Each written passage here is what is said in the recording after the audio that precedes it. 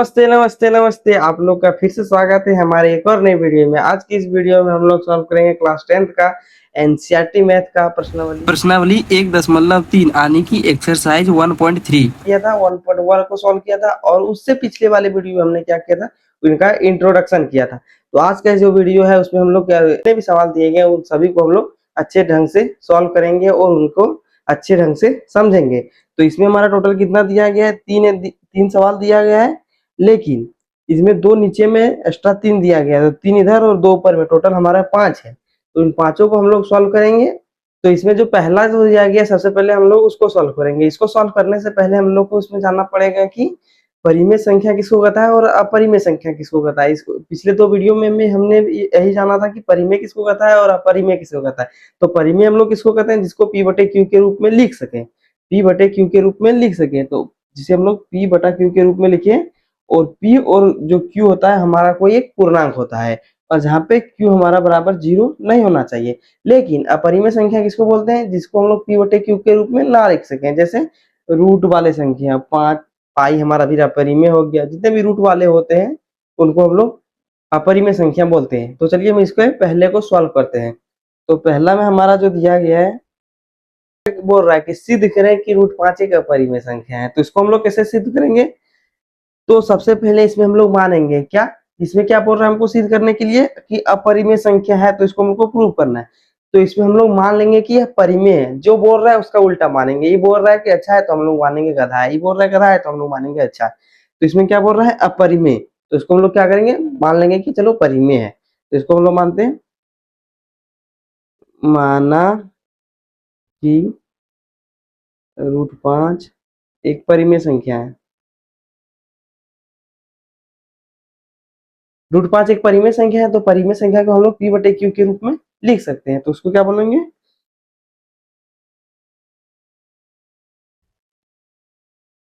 तो रूट 5 बराबर पी बटे में क्यू। तो इसमें क्या होगा, जहां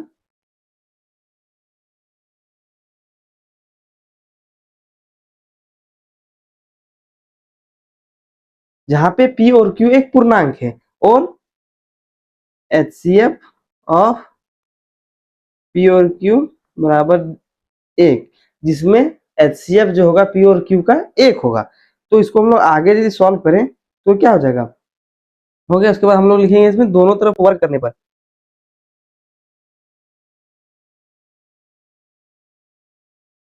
तो हम लोग वर्क क्यों कर रहे हैं, क्यों, क्योंकि ये रूट वाला संख्या है और हमने माना क्या है कि रूट 5 एक परिमेय संख्या है, लेकिन इसमें तो रूट है। तो हम लोग रूट हटाएंगे, क्योंकि रूट जो होता है हमारा अपरिमेय का सिंबल होता है, इसलिए हम लोग इसमें से रूट हटाने के लिए दोनों तरफ स्क्वायर करेंगे। तो यदि दोनों तरफ हम लोग स्क्वायर करें तो क्या हो जाएगा, यहाँ पे रूट 5 का स्क्वायर बराबर पी बटे क्यू का स्क्वायर। तो रूट 5 का यदि हम लोग स्क्वायर करेंगे तो क्या हो जाएगा, 5 बराबर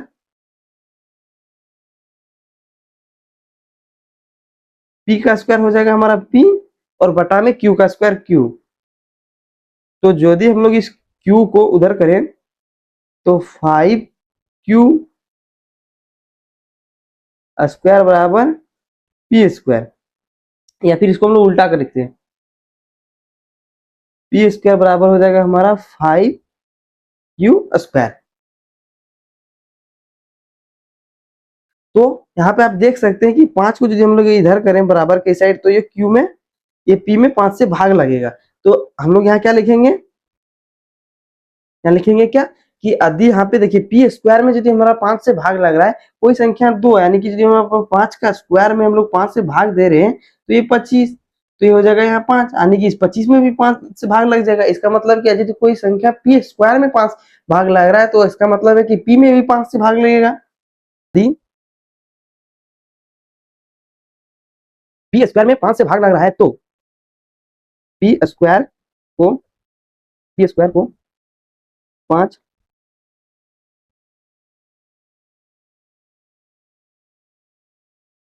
पी स्क्वायर को 5 विभाजित करता है। इसका मतलब तो अर्थात पी को भी 5 विभाजित करेगा। चलिए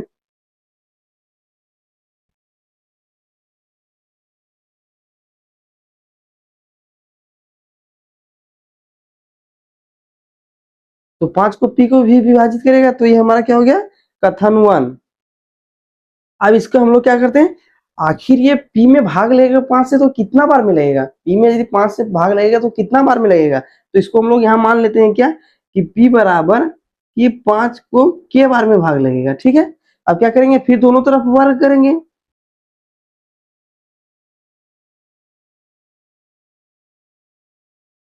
दोनों तरफ वर्ग हम जो करें तो क्या हो जाएगा, यहाँ पे पी स्क्वायर बराबर 5k का स्क्वायर।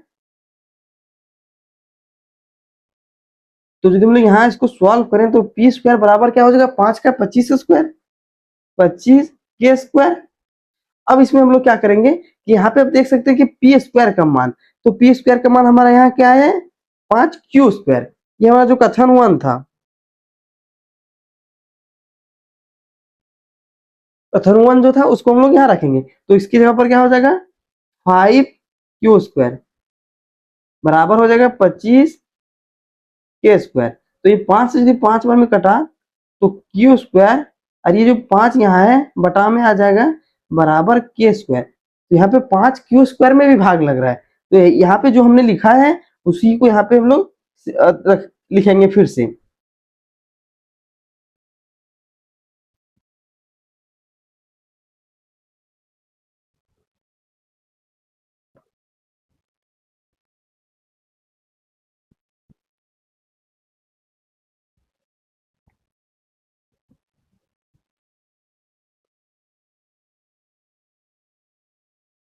यदि क्यू स्क्वायर को 5 विभाजित कर रहा है, इसका मतलब क्या कि क्यू को भी 5 विभाजित करेगा, तो हम लोग क्या है आगे लिखेंगे कि, तो यदि P और Q दोनों में 5 से भाग लग रहा है, इसका मतलब क्या कि P और Q का जो HCF है वो 5 होगा, तो यहाँ लिखेंगे। तो इसमें हम लोग को लास्ट में क्या लिखना पड़ता है कि जो हम यहाँ लिख रहे हैं सेम सेम के सेम सब, जो जितने भी प्रश्न दिएंगे सब में लिखना है। इसमें क्या होगा, अर्थात ए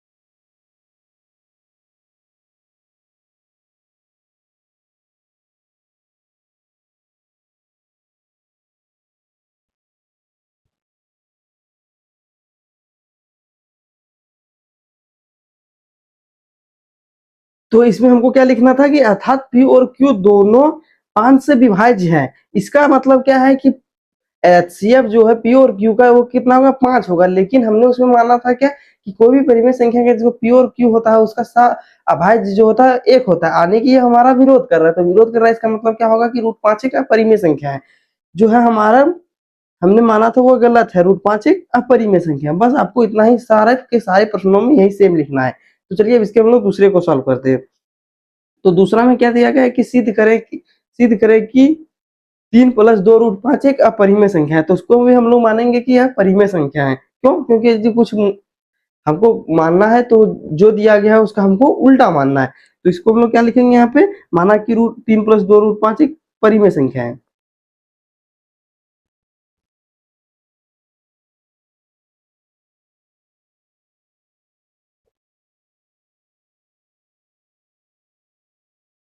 तो यदि ये परिमेय संख्या है तो इसको हम लोग p/q के रूप में लिख सकते हैं। तो 3 + 2√5 बराबर p/q। अब ये जो 3 है हम लोग उसको बराबर के उस साइड करेंगे, तो यहाँ क्या बचेगा, 2√5 बराबर p/q। और ये प्लस में इधर है तो बराबर हो जाएगा, तो उधर माइनस में हो जाएगा, तो -3। अब क्या करेंगे, यहाँ पे √5 है, 2 को बटे में करेंगे तो ये हो जाएगा p। अब बटा में, ये दोनों में बटा में आएगा, ये p/q के भी बटा में भी आएगा और 3 के बटे में भी आएगा, तो ये हो जाएगा, यहाँ 2 नीचे आएगा तो 2q माइनस है 3/2। तो अब इसमें हम लोग को क्या लिखना है, p/2q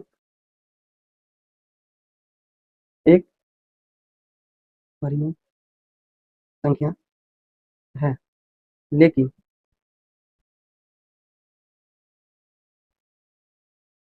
√5 एक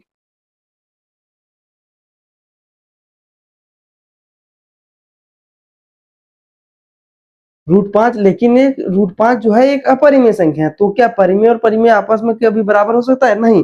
इसमें हम लोग क्या लिखेंगे कि √5 ये बराबर नहीं हो सकता है p बटा में 2q माइनस में 3/2। तो इसमें लिखेंगे क्या, अर्थात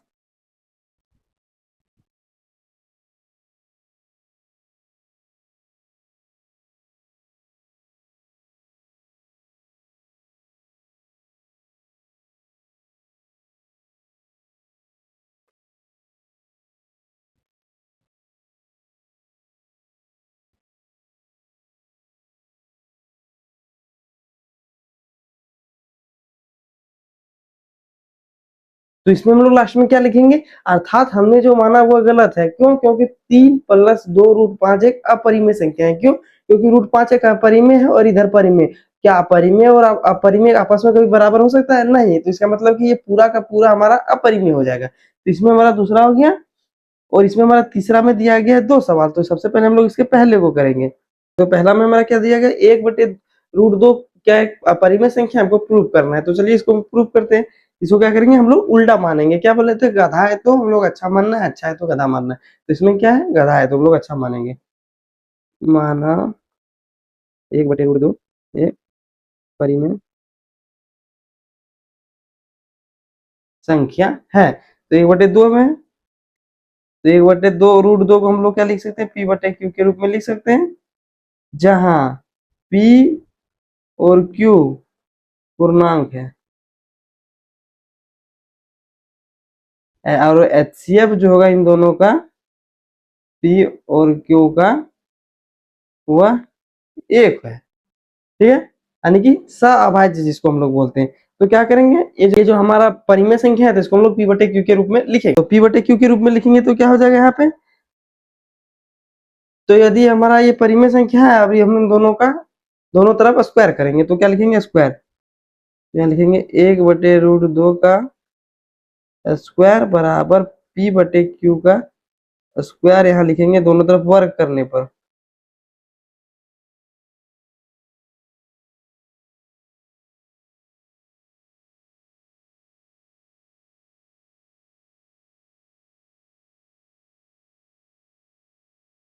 तब दोनों तरफ यदि हम स्क्वायर करें तो क्या हो जाएगा, ये 1/2 बराबर स्क्वायर बटे में क्यू स्क्वायर। अब यहाँ पर यदि हम लोग करेंगे तो ये क्या हो जाएगा, क्यू स्क्वायर बराबर 2p²। यदि नीचे आएगा तो हमारा क्या हो जाएगा, क्यू स्क्वायर में 2 से भाग लगेगा, तो ये हमारा क्या हो जाएगा, कथन 1। इसका मतलब क्या है कि ये जो 2 है वो क्यू में भाग लगेगा, क्यू स्क्वायर में। तो हम लोग यहाँ लिखेंगे क्या,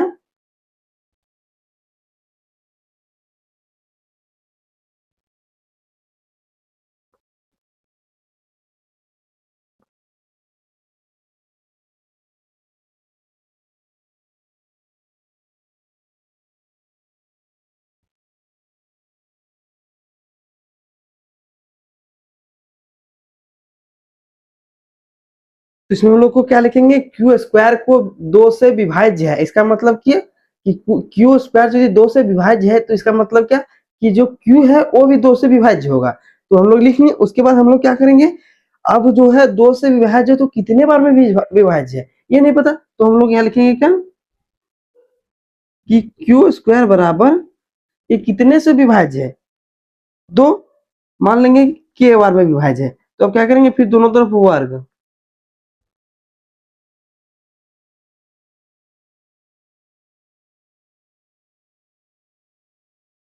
दोनों तरफ वर्ग करने पर तो ये हमारा हो जाएगा क्या, यहाँ वर्ग नहीं होगा पहले, अब ये स्क्वायर करेंगे उसके बाद वर्ग हुआ, तो यहाँ क्या हो जाएगा, क्यू स्क्वायर बराबर 2 पर के का स्क्वायर। तो जब हम लोग इसको आगे करें तो क्यू स्क्वायर बराबर हो जाएगा 4k²।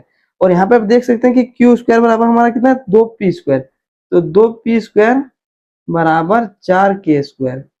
यहाँ से 2 बार में कट जाएगा, तो पी स्क्वायर बटा में ये 2 यहाँ नीचे आ जाएगा, तो 2 बराबर के स्क्वायर। यहाँ भाई 2 क्या है, पी में भी भाग लग रहा है, 2 क्या है, पी में भी, पी स्क्वायर में भी भाग लग रहा है, तो इसका मतलब पी में भी भाग लगेगा। तो हम लोग यहाँ क्या लिखेंगे,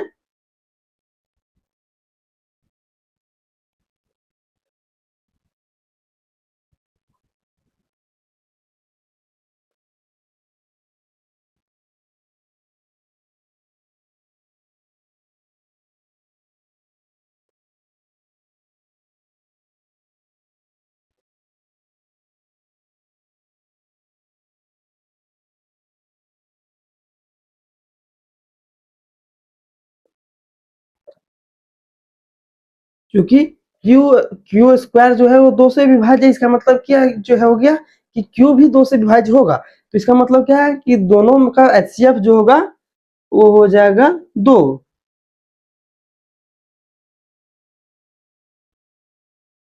तो ये हमारा क्या हो गया कि परिमेय संख्या में क्या होता है कि सहअभाज्य होता है। सहअभाज्य का मतलब एक होना चाहिए एचसीएफ, लेकिन इसमें 2 है, इसका मतलब हमने जो माना वो गलत है। तो ये क्या हो जाएगा, ये परिमेय नहीं अपरिमेय होगा, क्या 1/√2। यहाँ लिखेंगे क्या, लिखेंगे।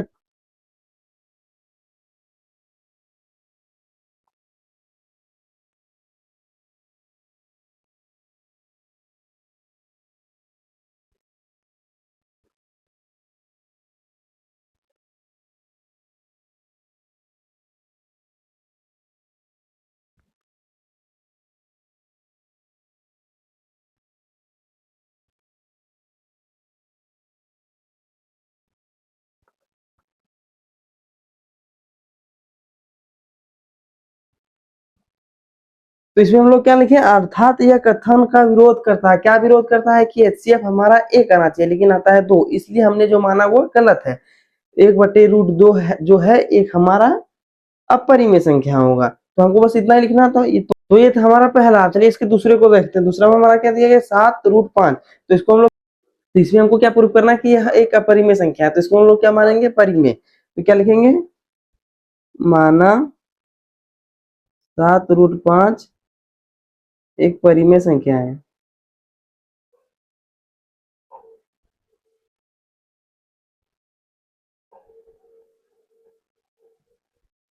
तो यदि परिमेय है तो इसको हम लोग पी बटे क्यू के रूप में लिख सकते हैं। तो 7√5 बराबर पी बटा में क्यू, जहाँ पे पी और क्यू सहअभाज्य लिख देते हैं सीधा।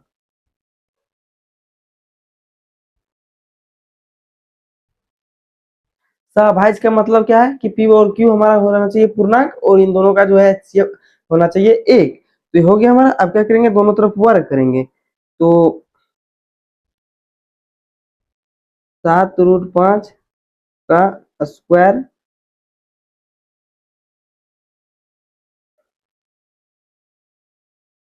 हो गया। अब इसको हम लोग क्या करेंगे, यहाँ पे जो हमारा 7√5 है बराबर हमारा कितना है, पी बटा में क्यू।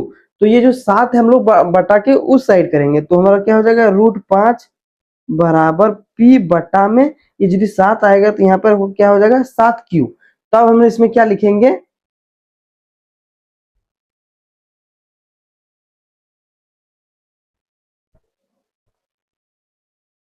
इसमें पी बटा 7Q परिमेय संख्या है।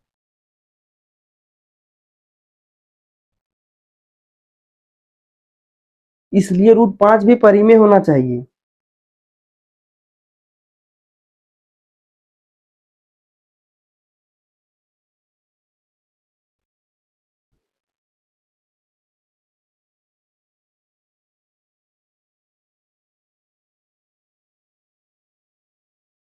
लेकिन लेकिन √5 तो हमारा क्या होता है, अपरिमेय। √5 एक अपरिमेय संख्या है।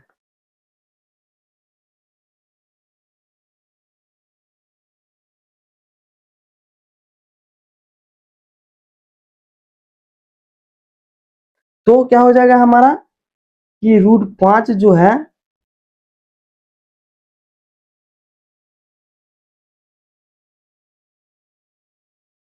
√5 जो है वो हमारा कभी बराबर नहीं होगा पी बटे में 7Q। क्यों? क्योंकि इधर वाला तो हमारा परिमेय है, लेकिन इधर वाला तो अपरिमेय हो गया, इसलिए ये आपस में कभी बराबर नहीं हो सकता। तो हम लोग यहाँ क्या लिखेंगे, इसलिए हमने जो माना वो गलत है।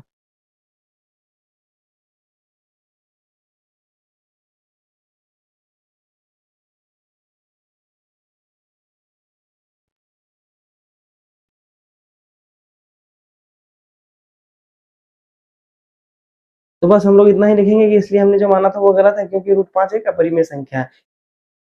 तो इसमें हमारा एक आखिरी सवाल दिया गया है कि हमको सिद्ध करना है कि 6 प्लस √2 जो है कि अपरिमेय संख्या है। तो अपरिमेय है तो हम लोग क्या मानेंगे, परिमेय। क्यों? क्योंकि हम लोग को क्या शुरू से जान रहे हैं कि सीधा है तो उल्टा मानना, उल्टा है तो सीधा मानना। तो जब हम लोग को क्या प्रूव करना कि अपरिमेय है, तो हम लोग को क्या मानेंगे कि परिमेय है। क्या लिखेंगे, माना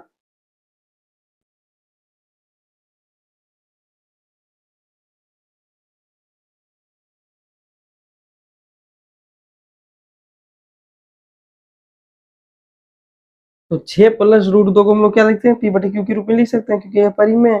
6 प्लस √2 बराबर p/q, और p/q का भाज्य।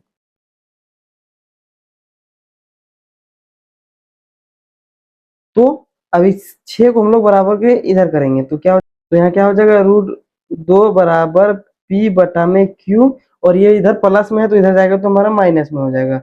तो माइनस में हमारा क्या हो जाएगा, 6। तो इसमें हम लोग क्या लिखेंगे, जो उधर लिखे थे बस वही सेम लिखना है कि p/q माइनस 6 परिमेय संख्या है।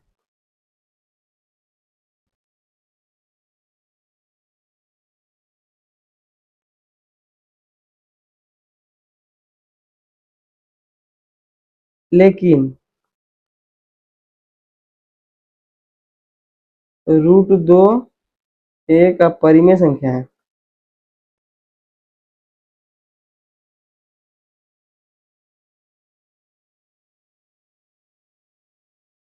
तो क्या, √2 ये बराबर नहीं होगा p/q माइनस में 6 के, अर्थात